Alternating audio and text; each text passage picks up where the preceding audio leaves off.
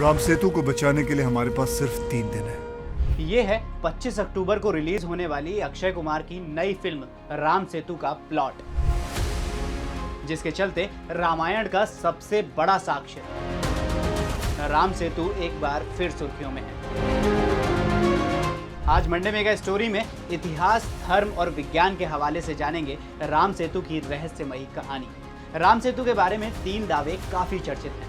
हिंदुओं का मानना है कि इसे भगवान राम ने बनाया था, वहीं मुस्लिम मानते हैं कि ये आदम का बनाया हुआ ब्रिज है, और साइंटिफिक कम्युनिटी के मुताबिक टेक्टोनिक मूवमेंट की वजह से यहाँ समुद्र उथला हो गया है, जो एक ब्रिज की तरह दिखता है। सबसे पहले बात उस हिंदू धर्म ग्रंथ की जहाँ से इस कहानी की शुरुआत हुई। वाल्मीकि रामायण में युद्धकांड के 22वें सर्ग में 36 श्लोकों में राम सेतु बनाने का विस्तार से वर्णन मिलता है। ऐसे ही तुलसीदास रामचरितमानस में लिखते हैं कि अति उतंग गिरि पादप लीलहि लेहि उठाई, आनी देहि नल नीलहि रचहि ते सेतु बनाई। यानी वानर और भालू ऊंचे ऊंचे पर्वतों और पेड़ों को उखाड़ कर लाए और नल नील को दिए, जिन्हें गढ़कर उन्होंने सुंदर सेतु बनाया। वहीं इस्लामिक स्कॉलर्स का मानना है कि आदम यानी एडम ने श्रीलंका से भारत आने के लिए एक पुल बनाया था। इसे ही आदम का पुल या एडम्स ब्रिज कहते हैं। अब बात इतिहास में किए गए राम सेतु के जिक्र की। साल 1903 में ब्रिटिश स्कॉलर CD मैकमिलन ने बताया कि 15वीं शताब्दी तक भारत और श्रीलंका के लोग राम सेतु से पैदल आते जाते थे। फिर 1480 में चक्रवात और तूफान की वजह से ये सेतु टूटकर पानी में डूब गया।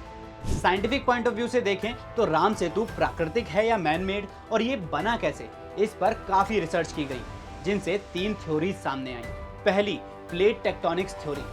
इस थ्योरी के मुताबिक हजारों साल पहले धरती में मौजूद टेक्टोनिक प्लेट्स के डिस्प्लेसमेंट की वजह से कॉन्टिनेंट्स टूटने लगे।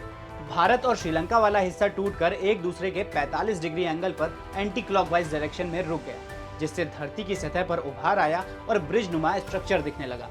दूसरी थ्योरी है कोरल रीफ्स थ्योरी। ब्रिज पर कई जगह पानी में तैरने वाले पत्थर यानी फ्लोटिंग रॉक्स मिले। इन कैल्शियम कार्बोनेट से बनी चट्टानों को ही कोरल रीफ्स कहते हैं।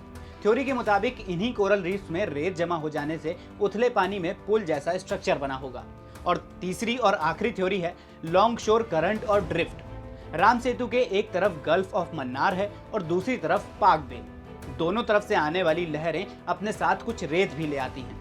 ऐसा मानना है कि इस रेत और कोरल रीफ्स की मदद से अंडर वाटर ब्रिज बन सकता है।